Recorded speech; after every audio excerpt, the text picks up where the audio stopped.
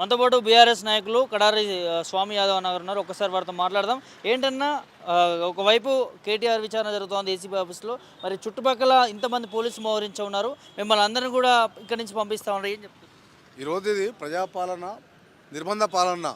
ఇలా మా నాయకుడు అంటే ఆయన ఒక దొంగ కేసులో, ఒక ఫాల్తు కేసులో విచారణకు ఏసీబీ అధికారులు పిలిస్తే మా నాయకుని మద్దతుగా మేము అందరం వచ్చినందుకు మా నాయకుని మేము ఇవాళ 4 కోట్ల ప్రజల గుండె చప్పుడు మా నాయకుడు. ఎందుకంటే విశ్వవ్యాప్తంగా తెలంగాణ ఇమేజ్ను, హైదరాబాద్ బ్రాండ్ను ఒక ప్రపంచ పటంలో పెట్టిన గొప్ప వ్యక్తి.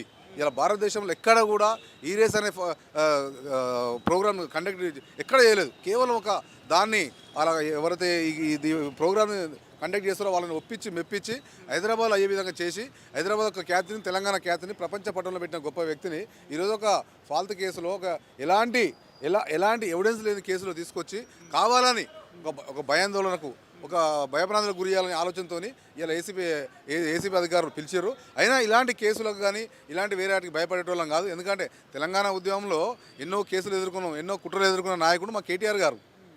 ఇప్పుడు ఈ కేసులో భయపడతామా? మా నాయకుని కోసం మేము మద్దతుకు వచ్చినందుకు పోలీసు వాళ్ళు కావాలేమో దూరం వెళ్ళగొడుతున్నారు. ఇది ఏమాత్రము ప్రజాస్వామ్యం అనిపించుకోదు.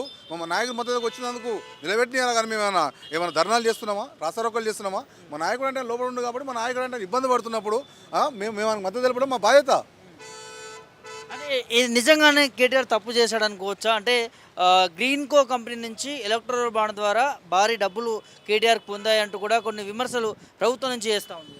మొన్న మా నాయకుడు ప్రెస్ మీట్ల ముందే చెప్పిండు, నేను అనా పైసా కూడా తప్పు చేయలేదు, అనా పైసా కూడా నేను వాడుకోలేదు. ప్రతిదీ తెలంగాణ ఇమేజ్ను, హైదరాబాద్ ఇమేజ్ పెంచడం కోసమే ఈ కార్ రేసింగ్ అనేది నిర్వహించడం. ఎందుకంటే రానున్న కాలంలో భవిష్యత్తులో ఎలక్ట్రానిక్ వాహనాల వినియోగమే అది ఎక్కువ అవుతుంది కాబట్టి దాని గురించి ఇలా తెలంగాణ ప్రజలకు, హైదరాబాద్ ప్రజలకు తెలియాలనే ఉద్దేశంతోనే ఎలక్ట్రానిక్ ఈ కార్ రేసింగ్ కండక్ట్ చేసినాము. దాంట్లో నేను రూపాయి కూడా ప్రతి అర్ధ రూపాయి కూడా నేను తీసుకోవాలనేది గంటాపదంగా ముక్త కంఠంతో చెప్పిండు. అయినా కావాలని ఇలా ఈ ఓటుకు నోటుకి దొంగ ఆయనలాగా అందరూ దొంగ బుద్ధి ఉంటుందనే ఆలోచనతో ఇలా ఎట్లయినా మమ్మల్ని నన్ను జైలు పంపించిండు. ఇలాగ కేసీఆర్ యొక్క కుటుంబాన్ని, కేసీఆర్ యొక్క ఇమేజ్ను అప్రతిష్ట పాలు చేయాలనే ఉద్దేశంతో ఒక దొంగ కేసు, ఒక ఫాల్తు కేసు, ఎక్కడ కూడా ఎలాంటి అవినీతి లేని కేసు ఇలా ఏదో కొండందోవి ఎలుకను పట్టినట్టు చేయబోతుంది తప్ప ఇది ఏమాత్రం కూడా నిలబడే కేసు కాదు, నిలబడదు. మా నాయకుడు కడిగిన ముత్యంలాగా బయటకు వస్తాడు. మీరెందుకు మద్దతు తెలపడానికి వచ్చారు అనుకోవచ్చా? లేకపోతే ఏంటి ఇక్కడ మరి పోలీసులు మిమ్మల్ని పంపిస్తూ ఉన్నారు, ఎవరిని కూడా దాదాపు కిలోమీటర్ మేర కొన్ని ఆంక్షలు విధించారు, ఎట్లా చూడవచ్చు? మా నాయకుడు అంటే ఇబ్బందికరమైన వాతావరణం ఉన్నప్పుడు మేము ఉండకపోతే కూడా మేము వేస్ట్ కదా. మేము మా నాయకుని కాపాడుకోవాలి, మా నాయకుని వలయంలాగా ఉండాలి. ఎందుకంటే చెయ్యని కేసుకు, చెయ్యని ఆరోపణ మీద నిందారోపణకు గురై ఇలా ఒక విచారణకు ఆధారైనప్పుడు మేము వాడు ఉండకపోతే మేము ఉండి కూడా వేస్ట్ కదా మా నాయకుని. ఇప్పుడు మా నాయకుడు అంటే ఆయన తెలంగాణ ప్రజలకు గుండె చప్పుడు.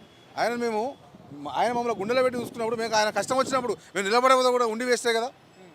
ఎట్లా చూస్తారు పోలీసుల వైఖరిని? ఇది పోలీసుల వైఖరి ప్రజాస్వామ్యం, నిర్బంధ పాలన. ఒకవైపు ప్రజాపాలన అంటాడు, ఒకవైపు నిర్బంధ పాలన చేస్తున్నాడు. ఇది ఏమాత్రం కూడా రేవంత్ రెడ్డి తగదని కూడా హెచ్చరిస్తూ ఉన్నాం. ఏం చెప్తారు ఓవరాల్గా? ఈ కేసు అనేది ఒక నిరాధారమైన కేసు, ఎలాంటి ఆధారం లేని కేసు. కావాలనే కుట్రపూరితంగా, ఉద్దేశపూర్వకంగా ఇలా ఏదో ఇరికించాలని ప్రయత్నం చేస్తున్నాడు. దీనివల్ల ఇలా మాకు ఒరిగేదేం లేదు. మా నాయకుడు కఠిన ముత్యంలాగా, ఆని ముత్యంలాగా బయటకు వస్తాడు.